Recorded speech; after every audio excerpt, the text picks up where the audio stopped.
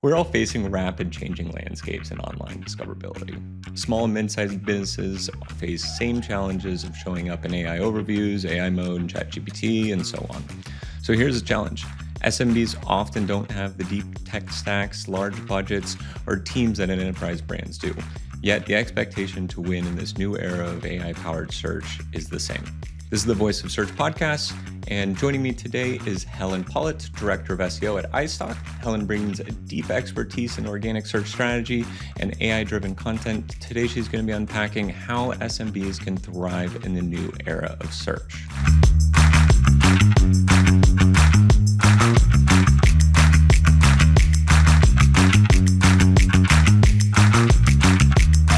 With that, welcome to the podcast, Helen.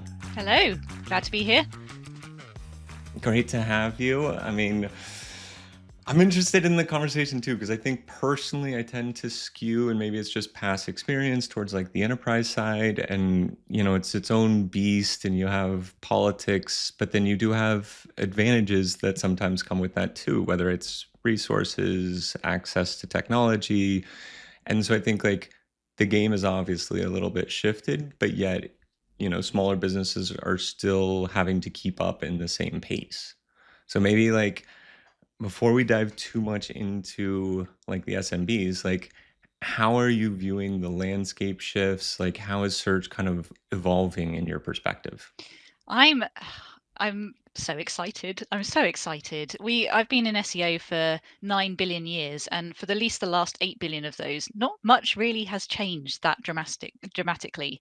But I feel like we're on the cusp of something quite significant. And if you have been in SEO or around digital marketing for that length of time, it starts to feel a little bit rote if we're not careful. So it's exciting to have this big shakeup. That 2 years ago, no one really cared that much about LLMs and ChatGPT and what is a perplexity AI. But now it's Mm. all we seem to be talking about. And I'm excited because I think it's going to be the great leveler for us. We've seen through the evolution of Google and the other traditional search engines that there have been brands that have done really well in those kind of environments. And bar disastrous algorithm update, they continue to do very well in those environments. But what we're seeing in the LLMs is actually that those same brands aren't necessarily performing as well in these other platforms. So it gives the chance for those smaller brands to actually start to get a bit more traction, a bit more visibility. So I personally am quite excited to see what the future holds, as long as my brands is one of the ones that's doing well, of course. Naturally. And I think like, one with that too, it's like I love hearing the optimism from it, because it's like too many times you hear like the same narrative of a SEO is dying and whatever, the industry is moving on. And it's like you kind of hear that same narrative every so often. People complain about like changes to traffic, whatever else. But I feel like that's also the exciting part, is that there is something new, there's some change, it's a new problem to solve. And to your point too, it's like we've seen over the last, I don't know, 5, 10 years or so, like this like growing trend of more and more traffic going to like the larger brands. And so I also do see this as like an opportunity for companies that maybe can move quicker and can mobilize faster in this new direction. Absolutely, absolutely. And there's one thing about SMBs or smaller companies is that they do have that ability to pivot a lot quicker. If you've ever experienced startup life, that everything pivots every 3 months, it feels. So actually, there is that opportunity to really go where the growth opportunities are. You're not having to steer a massive ocean liner. You've got a little dinghy that you're able to move quite swiftly, and I think that's very exciting. It's a good position to be in. And also, I want to get into like content forms. And it's like, I think one of the things is we've had so much conversation in the industry around just written copy. It's dominated a lot of the headlines as far as with generative and LLMs coming out. But like, I think we're also in the midst of a landscape shift as far as where we are competing. We're also seeing kind of more dynamic elements of like how content is interpretive, or like how, like what is content also in this like multimodal world. So like how, and being a nice stock, like you have obviously like a play in this from like the brand value and positioning. So like how are you viewing kind of those different media types within search now? Yeah, so important. We're very visual beings, humans, and it's almost like through the rise of social media, quick form content, that we're almost sort of becoming programmed to expect very visual content when we're using the internet. So I see it becoming more and more important, and being able to stand out using visual content is going to become increasingly important, especially within the LLM platforms, because they're a new way of discovering information. So it's almost like a brand new frontier for us, and I think that means that we have to approach it from all angles. Yes, content as in written copy is going to be very important, but so is still images or videos or other forms of media, and we need to consider all of that within our strategies. Otherwise, potentially, we're missing quite a huge portion of how people interact with the internet. And we've got the opportunity now. We've got the opportunity with the rise of GEO and AI discovery to really make an impact there.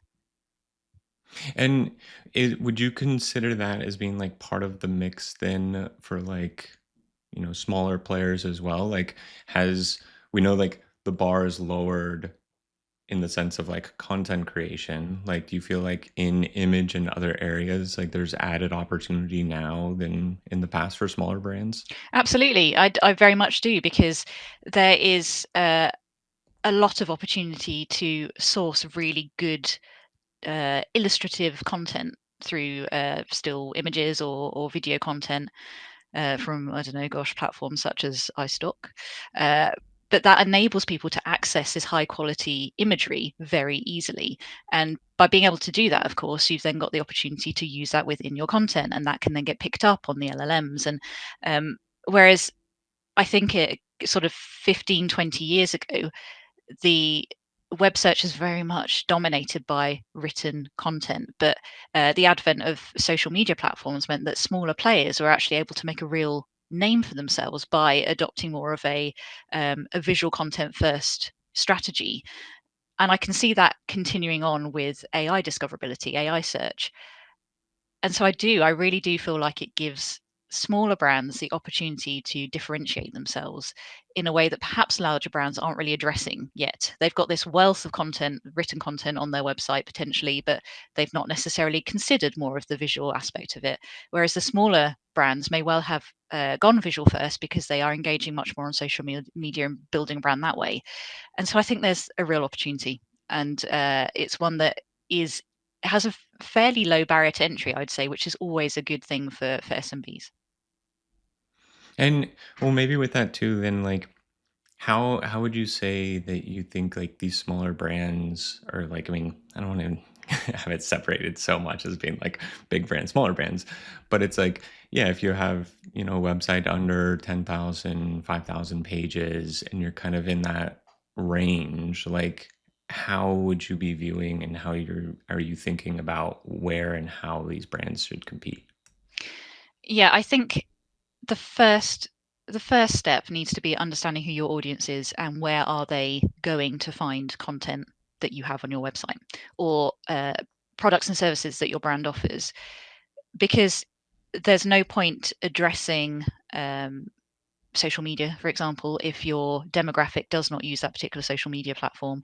There's no point really investing heavily in AI discovery if your demographic just doesn't use AI for things. So it's about understanding your audience. Where are they going to find out about brands like yours, and addressing that as your first point of the strategy, but also keeping an eye on how that will change over time. Because yes, AI might have a slower adoption in some demographics than others, but that doesn't mean that it's not being adopted at all.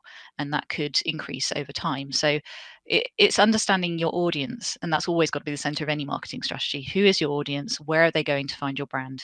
And making sure that you are available there in all of the ways that you can be.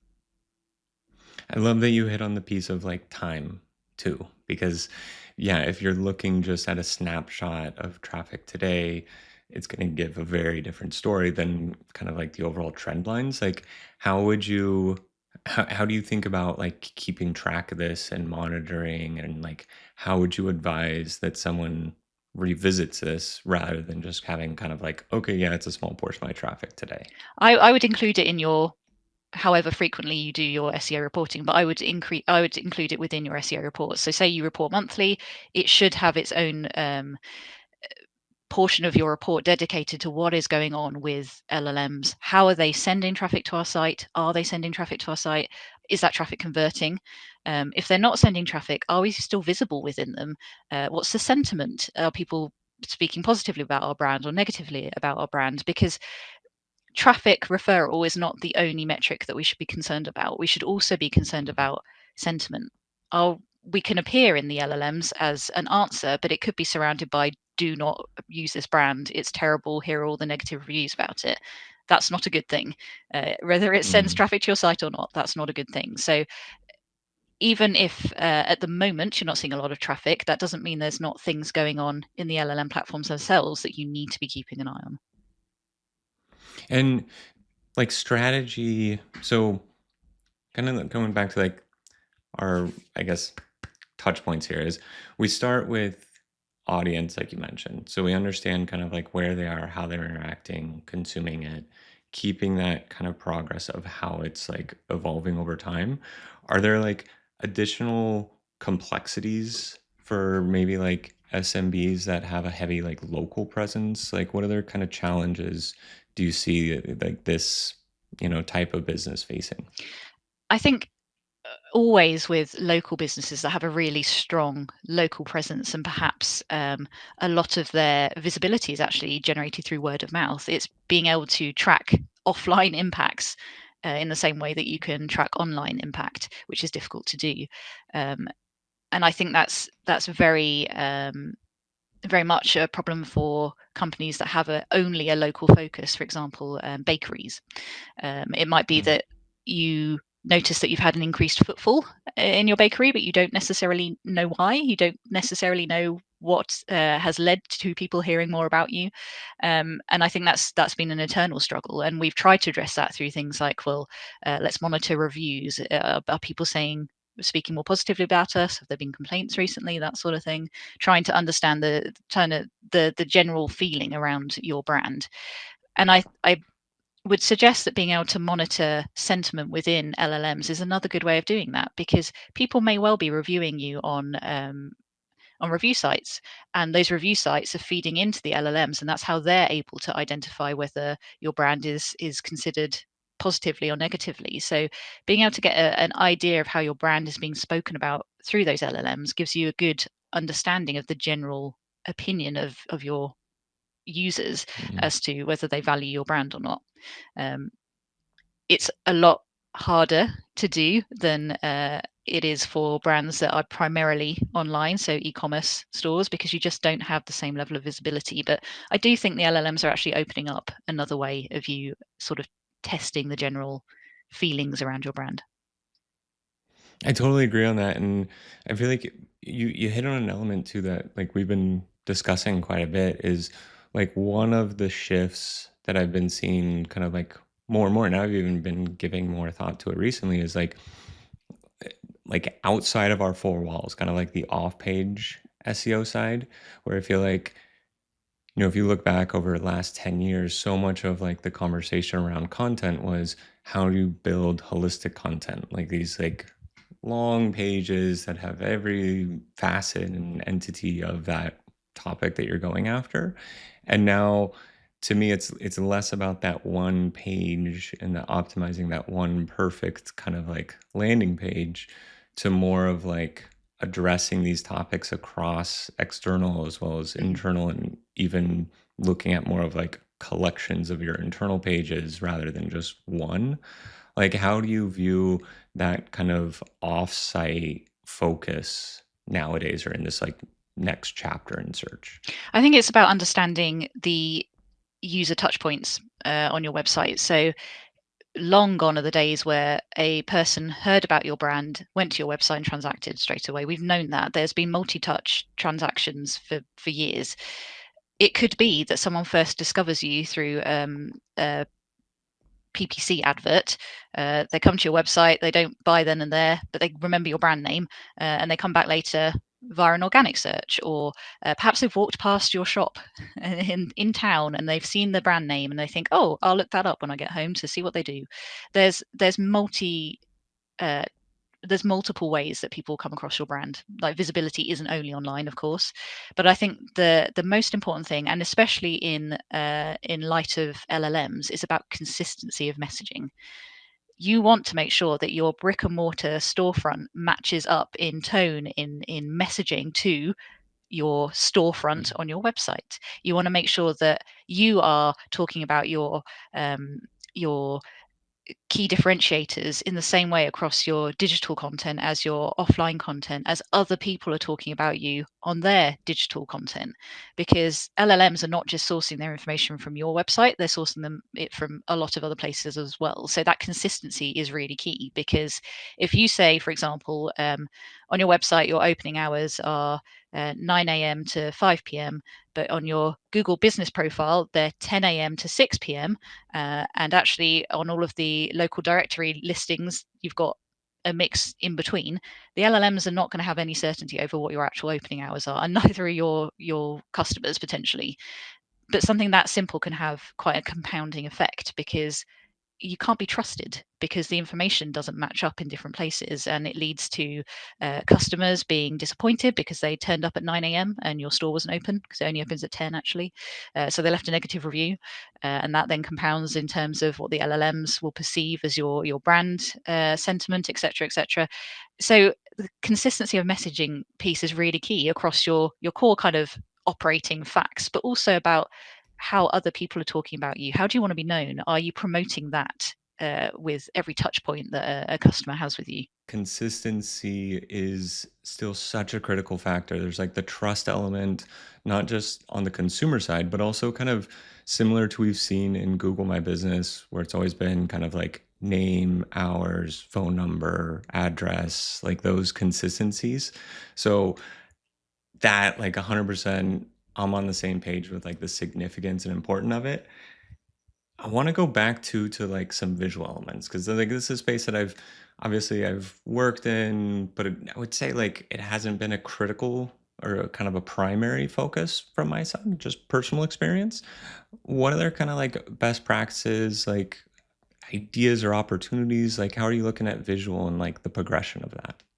Yeah, and I think you've kind of hit the nail on the head a little bit there. That a lot of marketers don't necessarily consider images, visual content first and foremost. I mean, I don't have that luxury given the industry that I'm working in, but a lot of people do tend to sort of think of the visuals after they've really considered the content, the written content Mm. itself.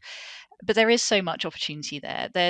I mean, sort of a very basic SEO level. You've got the fact that having images on your page gives you extra opportunity to really reinforce what that page is about. So by crafting the file name of that image before you've even uploaded it, to include some of the sort of topics or keywords that you're hoping the page will be found for.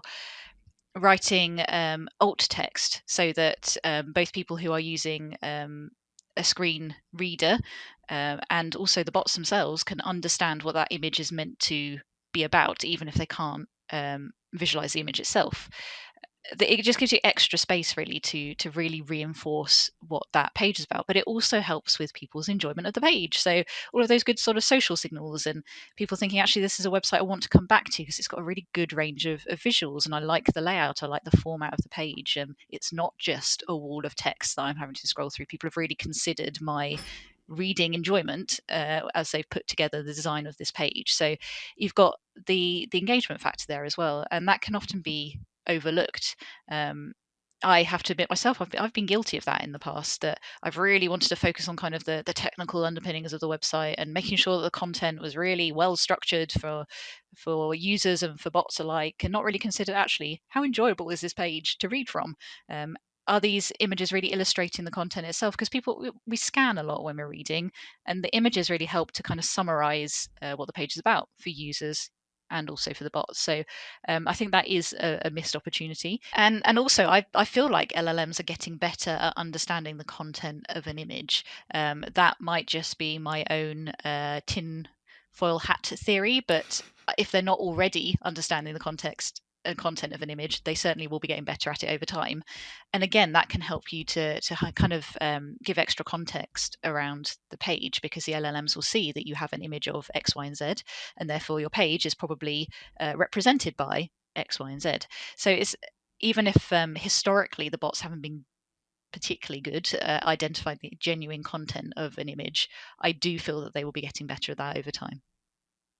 It's such a good point to like call out that again change over time piece, because I mean, I said myself, it's like, yeah, probably treated, graphics more of like a checkbox or more of, hey, that's a UX kind of thing.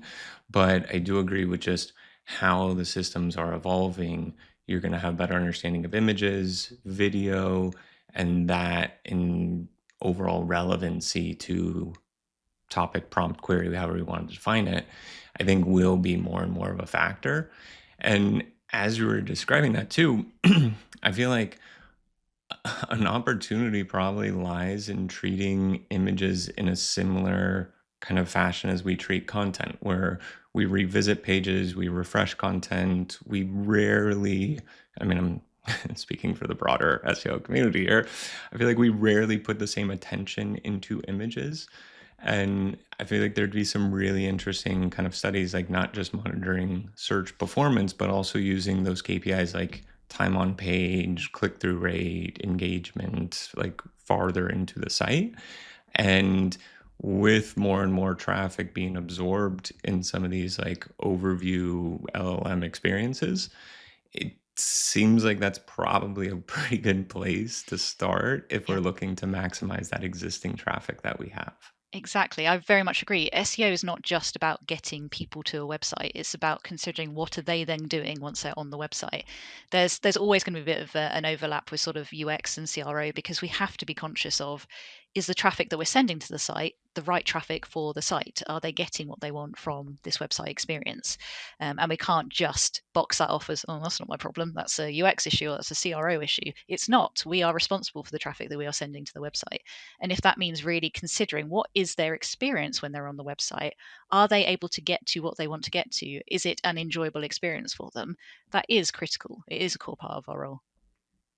And in a lot of ways, when we zoom out and like we look at the industry, I feel like SEO over the last 10, 15 years has felt more leaning more and more product driven, like within the organization, whether it's like technology, CTO, CPO, but it's been kind of going that direction. And I feel now you feel this pendulum swing that's coming back more to overall marketing principles, consumer behavior, and those lines between PR, UX, everything's like starting to like feel more generalized again versus as pointed as I feel like SEO has been in, I don't know, the last 10 years or so. Yeah, no one knows where to put us. It's very true. I am waiting for the day when corporations realize that actually we're our own kind of unique standalone function, and we get our first chief SEO officer in a business. That'll be a great day, but not one I think will happen anytime soon, sadly. But yeah, we've been part of the product True. team, we've been part of the technology team, we've been part of the marketing team, we've been part of the who are these people and why are they still hassling me team. We've been sat everywhere within the business because we touch on so many different points of businesses, and that's even more the case with small businesses, I would say, because you've got fewer people and everyone has to wear multiple hats. So you just can't silo yourself off as much as you might want to have fewer meetings. You are involved in PR, you're involved in creative decisions, you're involved in branding, messaging decisions, you're involved in technology decisions and customer service decisions and everything in between. And I can't remember why I started this rant, but I do think it's very important that we recognise that SEO itself is evolving, but the companies that we sit within are evolving as well. And we need to make ourselves like a Swiss Army knife. We have to be useful in lots of different ways to lots of different teams, and also bring them along for the journey. Because, like you say, PR is becoming very important to SEO again, not just from sort of the digital PR link building side that we unfortunately have kind of as an industry reduce PR down to, but actually in its genuine core, what is PR?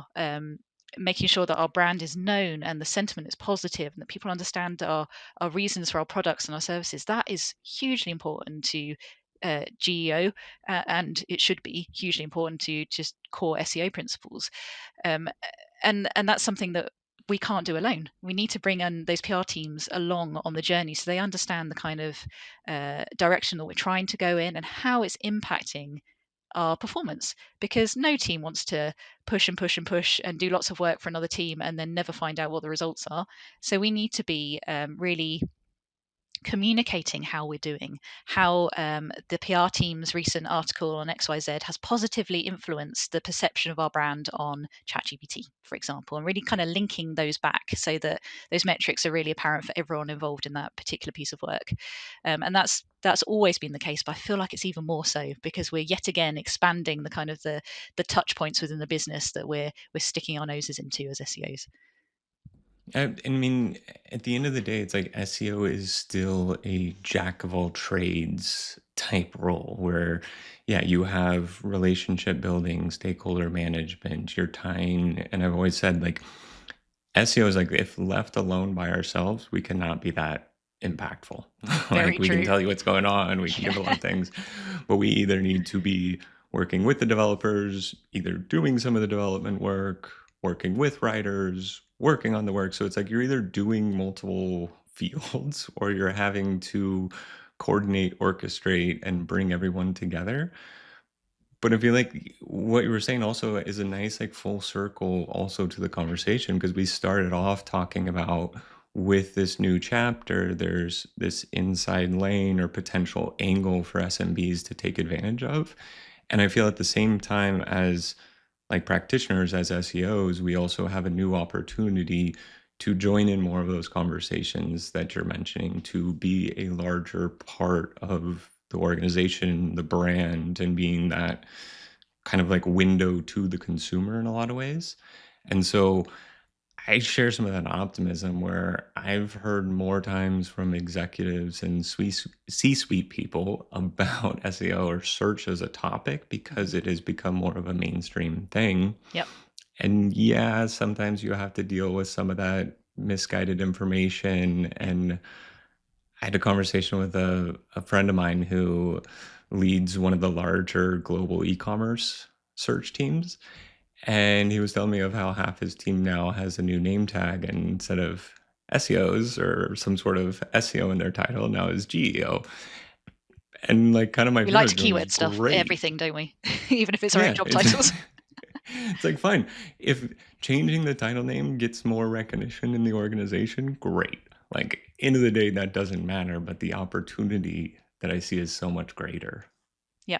And you're right. It's about capitalizing on that opportunity because everyone and their dog has sent me an article about ChatGPT or visibility in LLMs recently, from C-suite all the way down to teams that I've never really interacted with before, because everyone is really excited about it and everyone wants a little bit of ownership over it. So there's a lot of other teams that I've noticed who are trying to sort of dabble in, well, how can we do X, Y, and Z within this new platform, or how can we make ourselves more visible, or are we addressing this? And they're really keen to make sure that we are maximizing those opportunities.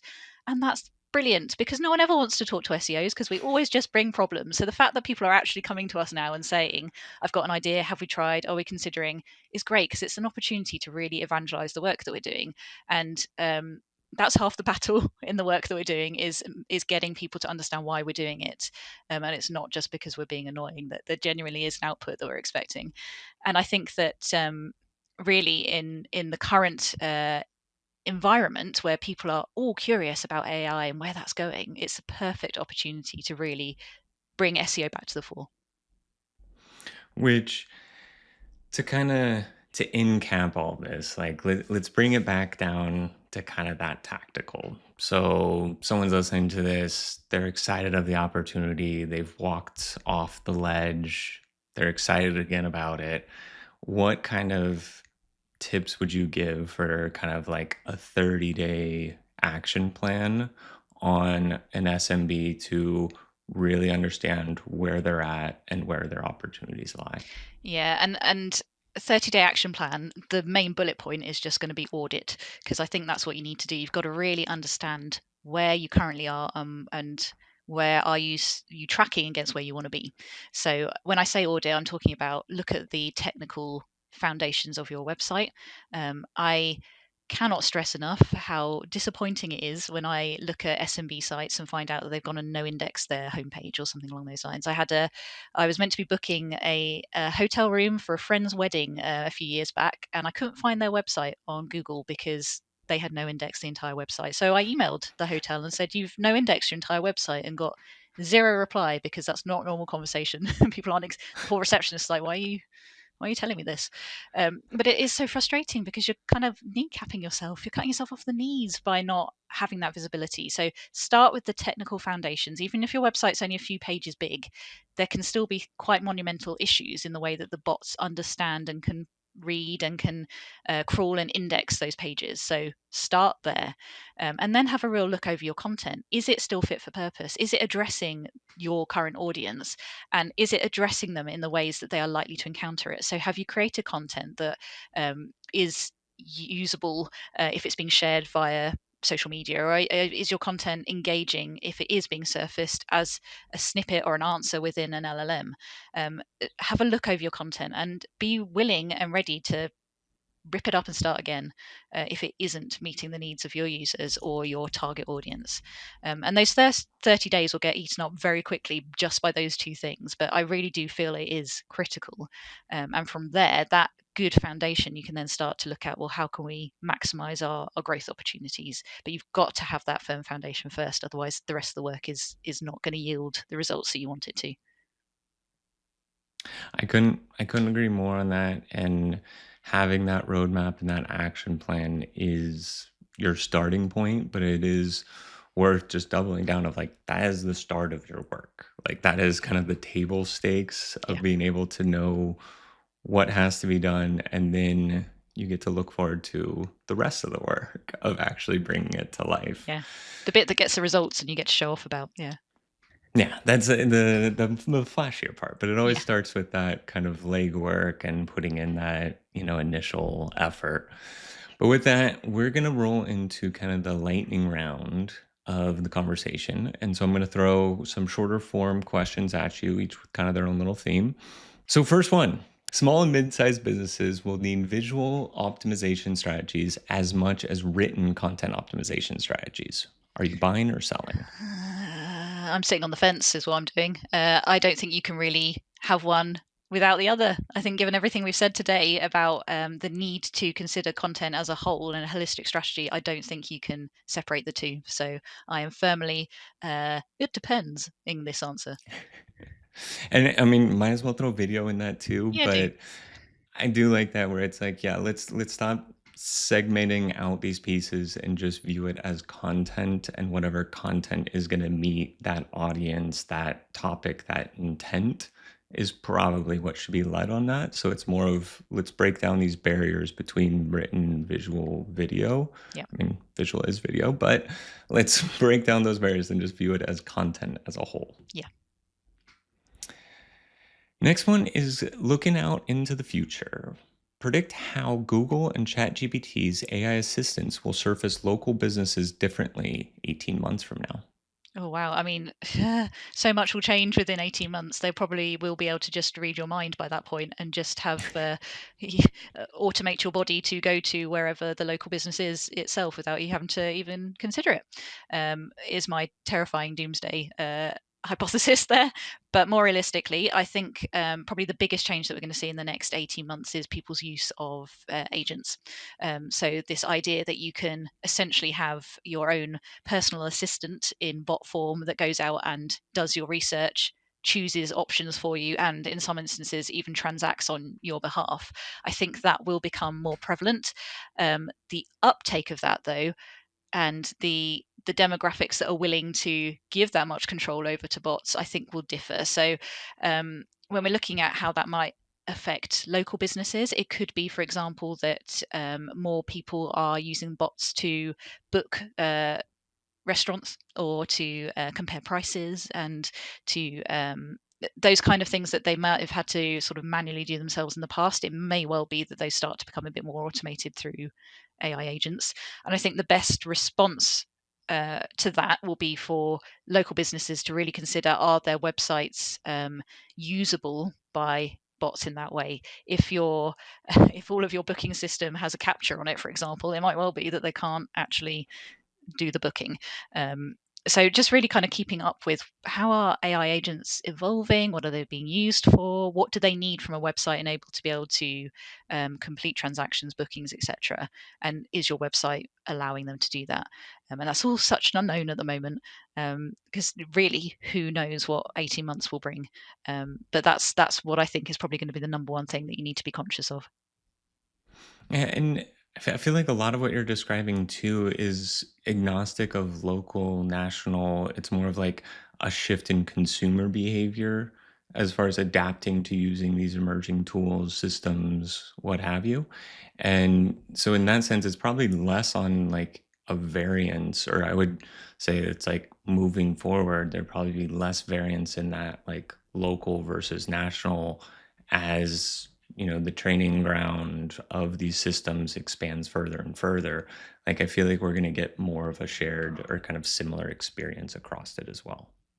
Yeah, I agree, and I think we're probably going to see much more hyper personalization. So, especially with the LLMs and potentially AI agents, they will learn to understand what it is you're looking for. They'll learn to understand your subtext that you're maybe not explicitly saying when you're asking them to find you, I don't know, a T-shirt to buy.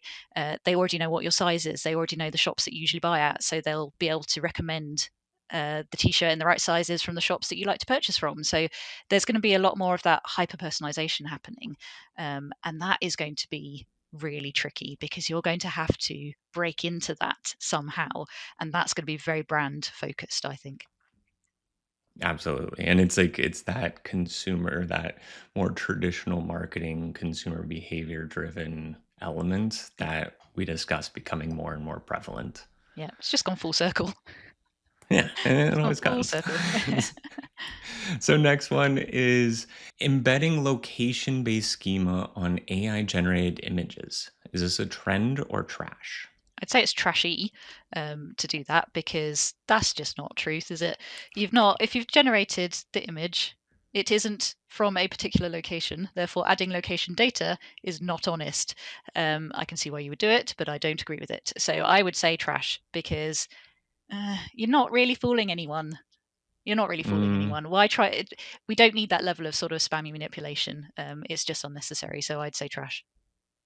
yeah, it feels a little bit of a cheap trick, kind of in that sense, Yeah. where with how easy it is to identify and kind of flag an images as being AI generated, if you're looking at location data, am I generated? Like that seems to be an easy thing to catch from a search perspective. Yeah. So yeah, I would tend And to agree with you on that one too. historically those things have been the cheap tricks have been the things that the algorithm updates or the manual actions have really kind of tried to stamp down on, and I wouldn't be surprised if LLMs are also aware or become aware of that sort of cheap trick and try to prevent it influencing their results as well. So yeah, trash. 100%. Next question here. So you're hired as the SEO director for a local marketing agency. What's your first 90-day playbook to improve visibility within your local market? I think very first step would be to make sure that all of my team are getting paid a fair wage, making sure that they're getting paid what they're worth.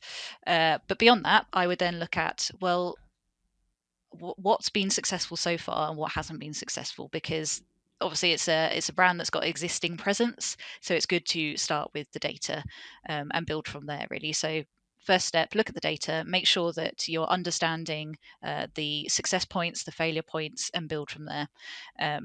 As with everything, I would also make sure that technically the website's in a good state, because you can't go anywhere if your website is falling down around you from an SEO perspective. And then I'd really look at, well, what is the competition doing? What is the competition doing well? What are they not doing so well? Where are the market opportunities there that we can capitalize on? What are our USPs? Are we talking about them? Are we talking about them consistently on all of the platforms where we're present, etc.? So really kind of looking for, where is that gap in the market and how can we best engage through it? Um, the beautiful thing about local businesses is that you tend to really know who your competitors are. And I think that's a really great position to be in, because you probably know quite a lot about your competitors, and you understand their limitations as a brand in their offering and their products. And so you can kind of make sure that you're messaging around what you do offer and how you are filling that gap in the market. So yeah, I think that's it. Start with the data, move on to making sure technically you're well shored up, and then move on to looking at USPs and competitors in the market. Well, and also to your first point, though, take care of your people first. Take care of your Recognize people. Absolutely. who's doing the work. Absolutely. Agencies can be such a fast-paced environment, and people can get burnt out so very easily. So yes, make sure you're taking care of your people. 100%. So we're looking for one word. What's one word that defines the future of visual search for small businesses? Opportunity, I would say. Shall I expand? Let's hear it.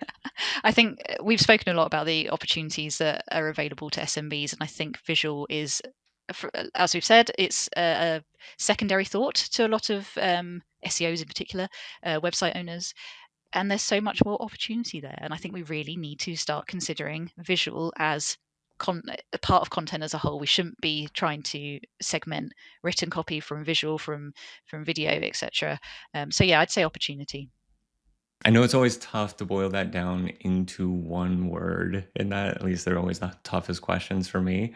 But I do agree, and we talked about it a lot in the conversation where there's opportunity for those businesses that can mobilize. And if you're expanding how you're viewing content, this is, I think, just such a good time that you can get that inside lane to have a leg up, especially on the bigger businesses.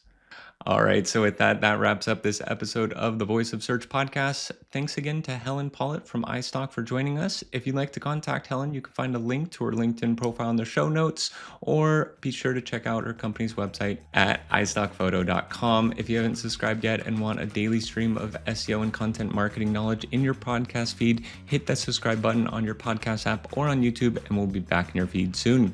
So, with that, that's all for today. Look forward to seeing you in the next episode.